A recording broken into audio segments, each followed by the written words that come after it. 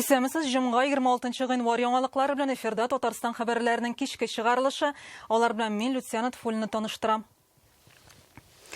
Казан урамнарын кардан чистартып бетерү өчен тагын 2 атна вакыт кирәк. Шушы көннәрдә җәмәгать транспорты йөри торган юлларны тулысынча ачу бурычы куелган. Аларның озынлыгы 554 километр. Бу Казаннан Чаллыга барып, кире кайтуга тең.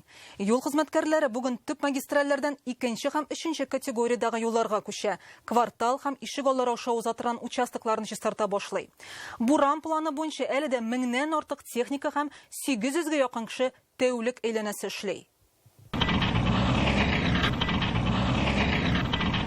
Узган төндә авиатөзелеш районында яшәүчеләр тынычлыгын техник тавышы бозгандыр мөгаен, ләкин алар моңа шат кына. Урамнарны кардан арындыралар. Инде 10 ел КамАЗда эшләүче Фәнис Дәүлиевнең мондый кертләрне шәһәр эчендә беренче күрүе. Күп еллардан бeri булай булган җыгы. Менә быел шундый. Районның лечебный урамында 12-нче шәһәр хастаханәсе урнашкан. Бирегә көне-төне авырулар китерүче ашыгыч ярдәм машиналарына юл һәрвакыт ачык булырга тиеш. Урамны ябып техникумында төне буе эшләде. У нас сейчас стоит в первую очередь расчистка проездов к социальным объектам. Безнең беренчел бурыч социаль объектларга юлларны ачу, аларның саны 3000 артык. Хастаханә, балалар бакчасы, мәктәпләр, юл хезмәткәрләре төп магистральләрне 1-2 тапкыр үткәннән соң 2-3 категория юлларга күчә. Челюскин-Беломорская урамнары киселешендә кар кертләре кеше биеклеге, тротуарлардан йөри торган түгел, машина юлы тарайган, өстәвенә юл буенда калдырылган автомобильләр эшне тоткарлый. Нәтиҗәдә тизлек 2 тапкырга кими диләр. Тем более теге менә эшләгәндә машиналар мишәйтә калдыралар юл кырыйларында. Ничек мондай кенә әзрәк ял итеп алабыз, шуннан соң төнне белән тагы чыгабыз инде. Карлар яву сәбәпле эш бик күп. Күпме көн эшлисез инде? Кайтасызмы соң өйгә? Кайтабыз, кайткалыйбыз. Ну коркып бит кар вакытында эшләтәләр инде. Ялсыз эшләүче хезмәткәрләрне кайнар ризык белән тәэмин итәләр, чөнки иләренә кайтып йөрү мөмкинлеге юк. Авиатөзелеш, социаль объектлар һәм сәнәгать предприятиеләре саны ягыннан иң зур район. Биредә 118 мең кеше яши, меңәрләгәне эшкә килеп йөри. Шәһәрдән җыелган карны эретү станцияләренә китерәләр. Аларда эш тәүлек буе туктамый. Араларында вакытлыча оештырылганнары да бар. Әйтик, ТЭЦ урамындагысына бер атна эчендә 10 мең тоннадан артык кар бушатканнар. Барысы канализация челтәренә тоташтырылган. Димәк, яз эрегән сулар шунда гып төшәчәк. Пока на данный момент нехватки снежных... Карны бушатыр урыннар оештырылган, ләкин алар бик тиз тула. Менә монысы инде бер атна эчендә 25%-ка тулган. Узган атнада бураннан соң башланган эме әле бетергә җыенмый. Казан үзәге чистарса да, бистәләр һәм ишегалларында эш җитәрлек. Аларны кардан арындырыр өчен кимендә 2-3 көн вакыт кирәк. Рания Абдрахманова, Искәндәр Гыймалтдинов, Ләйсән Сәитова, Яңа гасыр каналы. Буранлы көннәрдә булган иң зур юл һәлакәтләренең берсе М7 трассасының Мамадыш районында 11 автомобильнең бәрелешүе иде. Прокуратура бу хәлне тикшерүне төгәлләде. Алар юлларны карап тоту буенча таләпләрне бозу очракларын ачыклаган. Татавтодор җитәкчесенә күрсәтмә җибәрелгән. Гаепле хезмәткәрләрне дисциплинар җаваплылыкка тартуны сорыйлар. Прокуратура материалларны тикшерү органнарына тапшырган һәм иминлек таләпләренә җавап бирми торган хезмәт күрсәтү маддәсе буенча җинаять эше билгеләре бармы, юкмы, алар шуны караячак. Татарстанга килгән мигрантларның кайберләре үзара сугыша, кеше милкенә кул суза, хәтта көчләү, үтерү очрагы да бар. Чит ил гражданнары катнашында хукук бузулар ил дәрәҗәсендә арта. Бу хакта бүген Татарстан тикшерү комитетының еллык коллегиясендә сөйләштеләр. Анда Татарстан рәисе Рөстәм Миңнеханов катнашты. Утырышта күтәрелгән төп темалар салым буенча җыелган бурыч һәм җинаятләрне тикшерү, балаларга карата кылынган гамәлләрне ачыклау, зак еллар ачылмыйча торган эшләрнең очына чыгу. В прошедшем году, как никогда в стране, обострилась проблема преступности в миграционной сфере. Кунак булсалар да тыйнаклык турында оныталар. Соңгы вакытта мигрантлар белән килеп чыгучы проблемалар ил дәрәҗәсендә кискенләшә ди еллык коллегия утырышында хисап тотучы Валерий Липский. Шуның белән бәйле рәвештә Россиядә һәм Татарстанда да чит ил кешеләре катнашындагы закон бузуларны ачыклаучы аерым бүлек булдырдылар. Татарстанда былтыр 68 мигрант суд каршына баскан. В частности, ожидает приговора 2 граждан республики Узбекистан. Хәзер Үзбәкстаннан килгән 2 кеше хөкем карары чыкканны көтәм. Алар узган елның октябрендә Салмачы бистәсе янында бер хатын кызны көчләгән. Аның әйберләрен урлаганнар, аннары үзен үтерәләр. Чит ил кешеләре белән дә эшли белергә кирәк ди Рөстәм Миңнеханов. Мигрантлардан башка илдәге зур проектларны тормышка ашырып булмаячагын да искәртә. мы без мигрантов, как мы будем решать эти задачи? Сегодня наша страна нуждается в мигрантах. Нам надо научиться работать с мигрантами, с их социализацией, но и, конечно, они не должны, значит, как блуждающий атом находиться на территории нашей страны. Мы должны, мы в своих предложениях, значит, я вот правительство представил. Тикшерүчеләр коллегиясендә әйтүләренчә, узган ел республикада җинаятьләр саны арткан, бигрәк тә куркыныч һәм аеруча куркыныч дип исәпләнгәннәре. Бу мәсьәләдә тәртип сакчылары актив эш алып бара. Татарстанда кылынган җинаятләрне ачу 100%ка якын диләр. Узган ел әлегә кадәр очына чыга алмаган 129 закон бузу очрагы буенча җинаятьчеләрнең изенә төшкәннәр. Алар арасында киң җәмәгатьчелектә шау-шу уятканнары да бар. Оглашен приговор заместителю министра МЧС Республики Степущенко. Татарстанның гадәттән тыш хәлләр министры урынбасары Степущенкога карата хөкем карары чыгарылды. Ул ведомствоның 40 миллионнан артык акчасын туздырган. Назначено наказание в виде 4,5 лет лишения свободы. Тагын бер баш бәләсе салым түләмәүчеләр ди Валерий Липский. Андыйларның бурычлары миллиардлар белән исәпләнә. Узган ел аларга карата җинаять эше 3,5 тапкыр күбрәк кузгатылган. Нәтиҗәдә 1,5 миллиард сум акча бюджетка кайтарыла. Рөстәм Миннеханов бу мәсьәләдә тикшерүчеләр алдына җитди бурычлар куйды. Она доходила до 15, сейчас она немножко снизилась. Да, но люди понимали, легче и безопаснее заплатить налоги, чем погнав за 7 минуты выгоды и оказаться вовлеченной в уголовной ответственности. Уешкан җинаятьчел төркемнәр белән дә көрәш дәвам итә. Элегрәк 100-дән артык закон бозган 45 кеше тиздән үз җәзасын алачак ди Валерий Липский. Устанавливают преступников, порой совершивших преступления в прошлое десятилетие. В частности, Узак вакыт хукук сакчылары тарафыннан эзләүдә булган Теленков суд каршында басты. Ул 1995 елның мартында үзенең танышы Бурханов белән Нурлатта 2 кешене үтергән булган. Балаларга кул күтәрү очраклары да тикшерүчеләр контролендә. Узган ел 500-дән артык сабый зыян күргән. Мисаллар котышкыч. Артюхина фамилияле хатын ире белән талашкач 2 яшьлек кызын кыйнаган һәм сабыйны ноябрь аенда салкын балконга чыгарып бикләгән. Тагын бер шундый очрак Куклина фамилияле хатын да баласын елаган өчен кыйный. Аннан соң хастаханәдә ятканда палатада аның бут сөяген сындырган. Коллегиядә Татарстан тикшерүчеләренең хезмәте уңай бәяләнде. Хукук сагында туручылар активрак эшли башлаган. Беренчел тикшерү сыйфатлы башкарыла диелде. Судка җибәрелгән эшләр дә прокурор һәм мәхкәмә тарафыннан сирәгрәк кайтарыла башлаган. Берегите себя, спасибо большое. Бүген алдынгы хезмәткәрләр дәүләт бүләкләренә ия булды. Рөстәм Миннеханов коллегиядә быел республикада җитди вакыйгалар булачагын да искәртте. Бу сайлаулар БРИКС саммиты киләчәк уеннары. Шуңа тикшерүчеләрдән аеруча уяулык сорала. Илдар Сафиуллин, Алмаз Зетдинов, Яңа гасыр каналы. Владимир Путин махсус хәрби операцияда булучыларга хәрби хәрәкәтләрдә катнашучы ветеран статусы бирергә кушкан.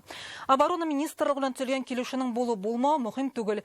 Моның өчен махсус хәрби операция зонасында имгәнү, авыру һәм дәүләт бүләге алуны раслаучы документны күрсәтүдә җитә. Хәзер хөкүмәт законнарга үзгәреш әзерләячәк. Алар 1 апрельгә кадәр кертелергә тиеш диле әлеге хәбәрдә. Бу атнада Татарстанда 467 кеше коронавирус юктырган. Узган атна белән чагыштырганда 2 тапкырга кимрәк. Авыручыларның күбесендә омикрон штаммы ачыкланган. Грипп һәм ОРВИ белән чирләүчеләр 20%-ка кимегән. Хәзер 17 мең кеше авырый. Әмма республикада кызамык белән хәл катлаулы. Ел башыннан инде 23 очрак теркәлгән, 8-е чит ил гражданнары. Алар белән 2500 кеше аралашкан дип фаразлана.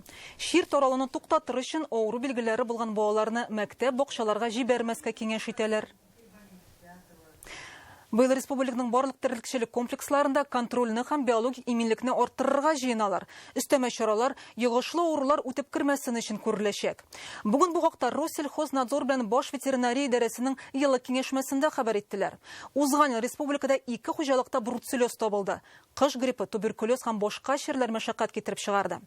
Быел да гадәттән тыш хәлләр кабатланмасын өчен тагын нинди чара күреләчәк?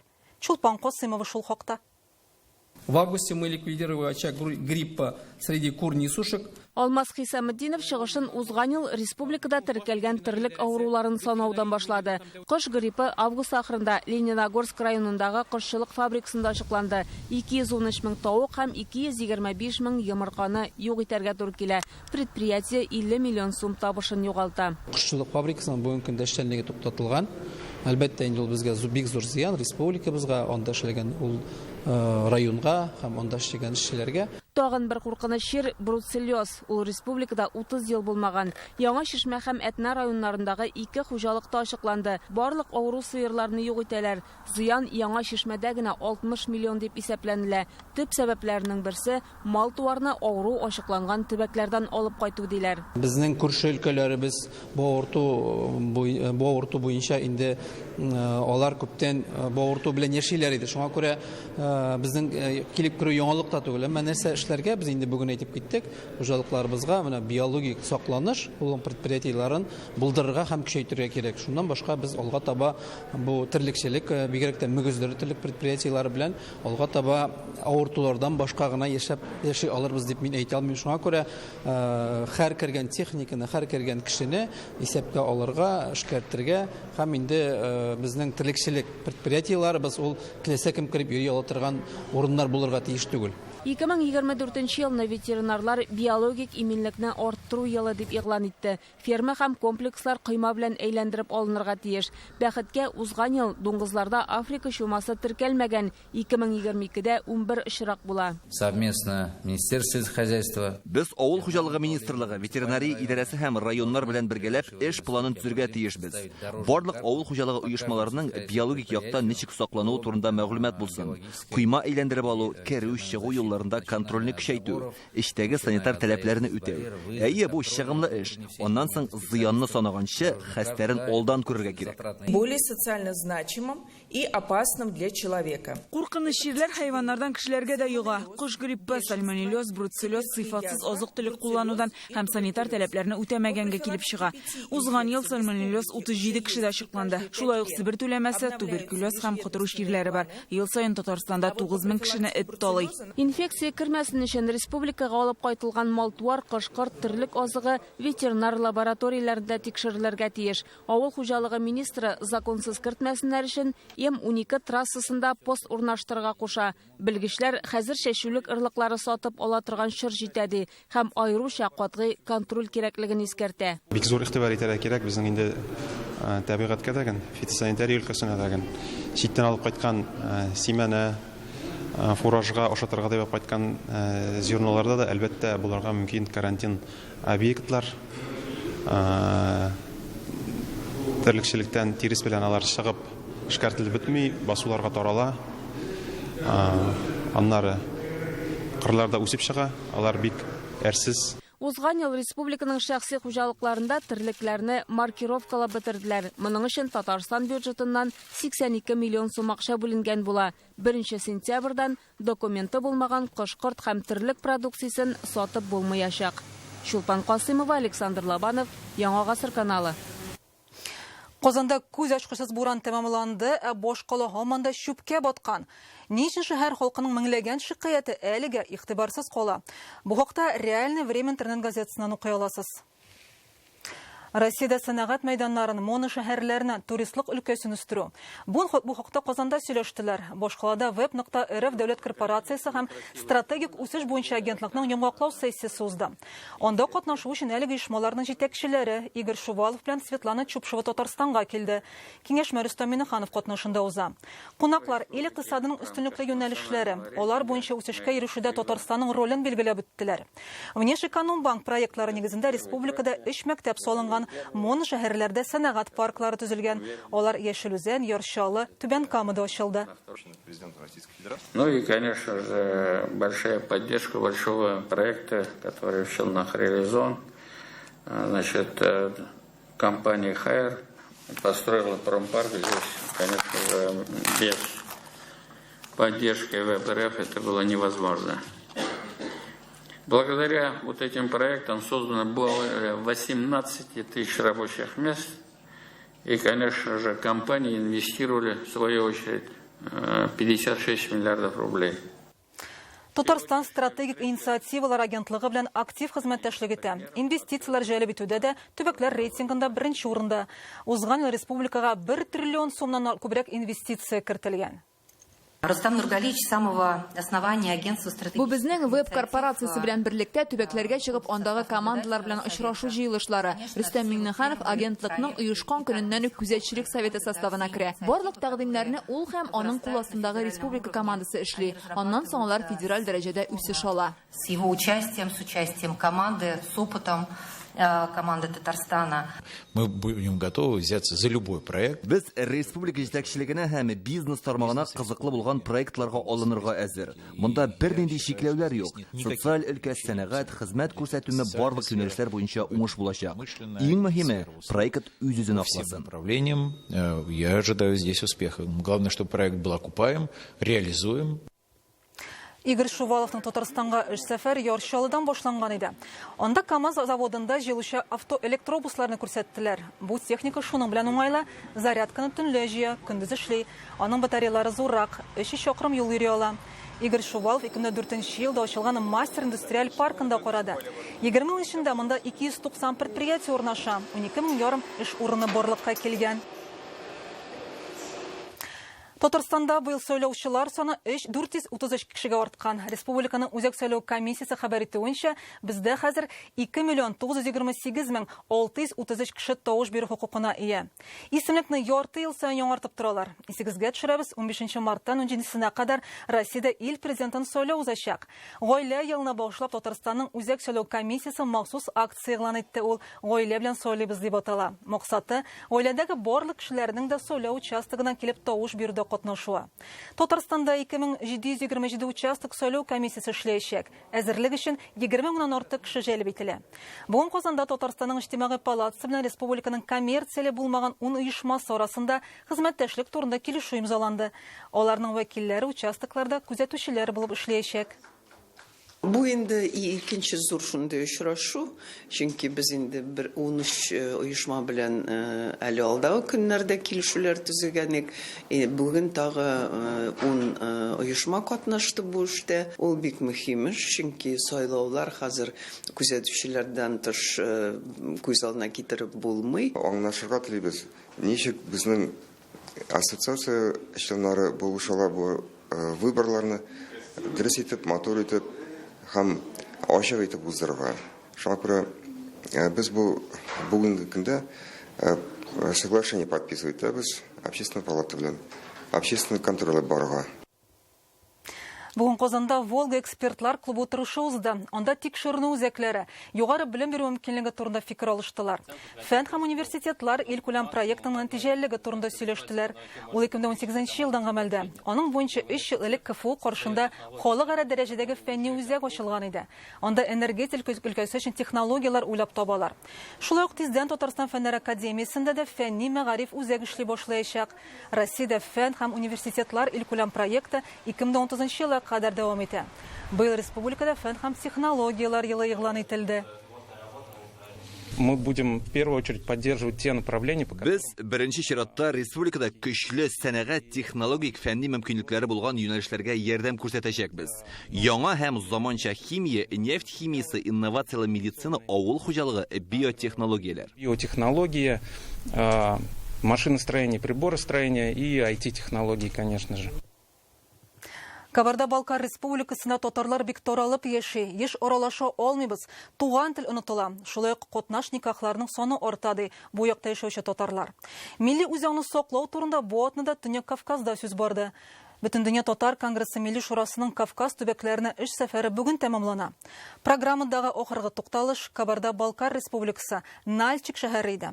Андагы татарлар тормышы һәм очрашулар турында Олия Хайретдинова репортажы. Казан белән Нальчик арасы якынча 1,5 километр туры авиарейслар булмаса да машинада бер көн дигәндә барып җитеп була. Ике республика арасы якын булса да, җирле татарлар белән тыгыз элемтә моңарчы булмаган. Безнең өчен карвакытта 10-15-20 кешедә, 1000 кешедә барса да безнең өчен кадерле. Ничек кенә булса да без барып татарлар. Кабарда-Балкар республикасында хәзер 2000-гә якын татар яши, 30 ел эчендә 1000-гә кимегәннәр. Мондый аяныч саннар сәбәбе катнаш никахлар артуы һәм җирле татарларның таралып яшәүе диләр Нальчикта. Biz мында проживаем в населенных пунктах, бывает 5 кеше, например, 10 кеше. То вот Нальчикта еще 500 кеше по переписи бар. но и то өзара особо не общаются. Без инде сөйләшәбез, потому что әниләр, әтиләр сөйләштеләр татарча. Вот без дә сөйләшәбез. Минем 3 балам үсте, алар уже зурлар, татарча сөйләшәләр, аңлыйлар. Аларның балалары уже сөйләшмиләр, потому что ассимилировать иттеләр. Өлкән буын татарча сөйләшергә тырыша, яшьләр аңлый, әмма аралашмый. Нальчикта тел югалту проблемасын үзләре хәл итәргә тырышып караганнар. Мәсәлән, 2000 елда туган тел татар милли мәдәни үзәге эшли башлый. Нальчикның үзәк китапханәсендә татар әдәбияты бүлеген булдырганнар. Аның фондын Татарстанның Мәгариф министрлыгы, Язучылар берлеге һәм Бөтен дөнья татар конгрессы даими рәвештә тулыландырып тора. Хәзер заманчарак алымнар кирәк дип саный Нальчик татарлары. Ввели свой родной язык и английский язык одним курсом, то есть Кешеләр үзләренең ана телләрен өйрәнсен өчен без төрле курслар булдырырга тырышабыз. Мәсәлән, инглиз теле һәм аның белән бергә туган телләрне өйрәнү буенча дәресләр оештырдык.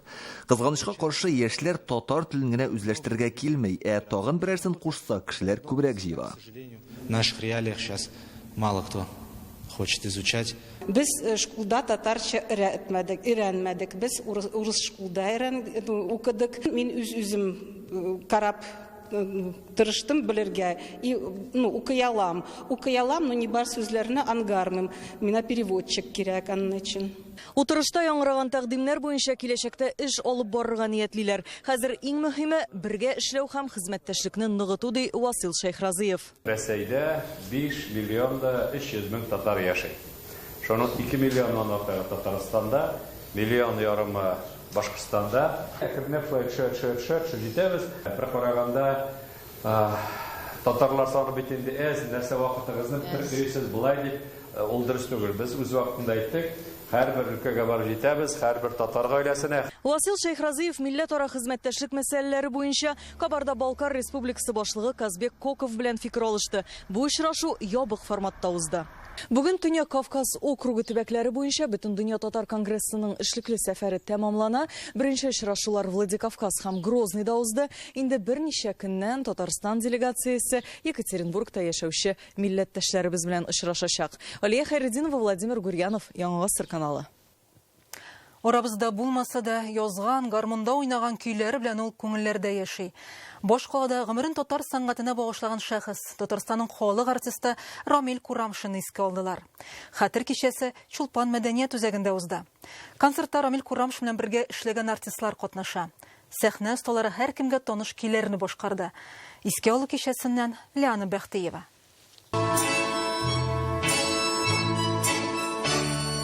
Сәхнәдән барсына да таныш булган Әпипә, өй артыгыз Гөлбакча, күңелле гармун көйләре яңгырый. Татар моңы һәркемнең күңелен биләп ала.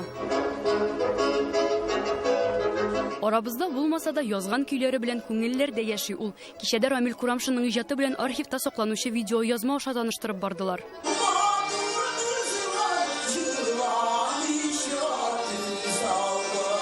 Зөһрә Шәрифуллина безнең урам татар халык җырын башкара. Янәшәсендә 5 баянчы, әле 4 ел элек кенә бу көйне аның өчен бер Рамил Курамшин сузган. Алар бергә 40 ел иҗат итә. Татарстан дәүләт радиосына Рафаил абый белән барып сөйләшеп үзе. Менә шундый кыз бар бездә, шундый җырчы дип алып барып мине 3 җырымны яздырды. Татар халык җырлары. Һәм инде әлбәттә бу җырлар аша мин беренче тапкыр халыкка яңгырадым. Монда чакырылган һәркемнең Рамил Курамшин белән бәйле тарихы бар. Алмаз Хәмзин иң элек аның үзе белән түгел, уен коралы белән танышкан. Мусбакта укыган вакытта миңа баян бирделәр, әйбет. Ул бәләкәйрәк кенә баян, инде мин 3-4 ай уйнап утырам. Син беләсеңме, кем баянда уйныйсың диләр миңа. Мәйтәм белмим.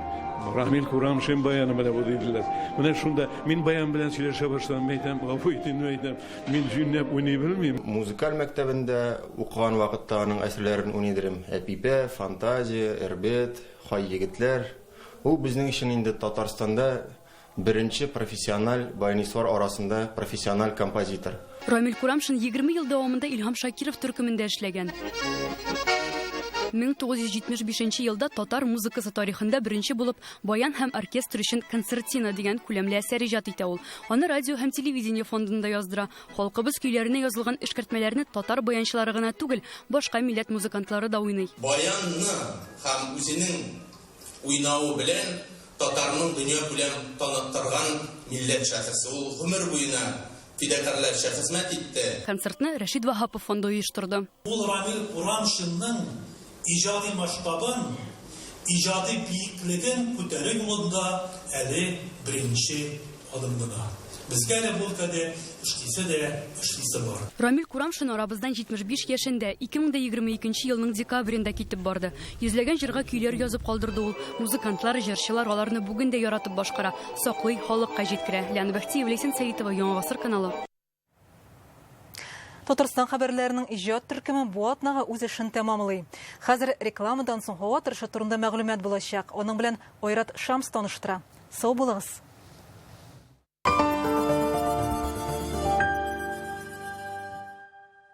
9-10 һәм 11 февральдә Камал театрында премьера. Туфан Миңнуллин пьесасы буенча «Дуслар җыелган җирдә» спектакле. Иҗатчылар мәңгелек сорауларга җавап эзли. Режиссер Фәрит Бикшентаев. Билетлар сатуда 16 яшьтән өлкәннәр өчен. Мин, господин Жанбаевич, тарихыбызның кояшы, милләтебезнең айы, киләчәгебезнең йолдызы. Кыскасы, Тинчурин театрына рәхим итегез.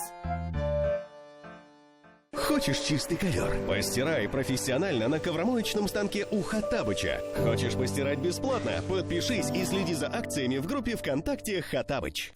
Бриллианты, рубины, изумруды или сапфиры. Ювелирное счастье начинается в салонах Яхант. Наступила бриллиантовая зима. На все украшения с драгоценными и полудрагоценными камнями скидка 50%. Яхант. Рады удивлять. Финал республиканского конкурса красоты «Мисс Татарстан» состоится 27 января в КРК «Пирамида». Начало в 19:00. Подробности на сайте kassir.ru для аудитории 12+. Госпрограмма вновь вернулась. Покупайте новые автомобили «Лада» в январе с выгодой до 500 тысяч рублей. Зимняя резина в подарок. Если «Лада», то «Канавто». Теперь присоединиться к электрическим сетям проще, чем кажется. Зайдите на сайт сетевой компании, авторизуйтесь, подайте заявку на техприсоединение и следите за ее исполнением с мобильного устройства. Сетевая компания с заботой о каждом, с энергией для всех. Татар җыр сәнгатенең бүгенгесе һәм киләчәге бер сәхнәдә. Бөек җырчының туган көне. Илһам. 15 февраль. Филармония. Взрослое отношение к праздникам. Скидка до 24% на диагностику половых инфекций и море других подарков в Гемотест. Масло подсолнечное «Благо» 99,90. Это победа! На предприятии «Челны Кировец» полностью переберут ваш трактор, заменят износившиеся узлы и агрегаты. Предприятие «Челны Кировец» легендарному трактору вторую жизнь. Сезнең өйдә, офиста һәм хәтта дачада яхшы ресторан бар. Айгөл Усманова кейтеринга тәмле хәләл матур презентация белән меню. Кунаклар килгәнчә 2 сәгать алдан заказлар алабыз. Көрәш сезоны ачыла. Бай тарихлы, дәрәҗәле бәйге. Герой шагыйрь Муса Җәлил истәлегенә Ватаным Татарстан газетасы гамәлгә куйган ярышка рәхим итегез.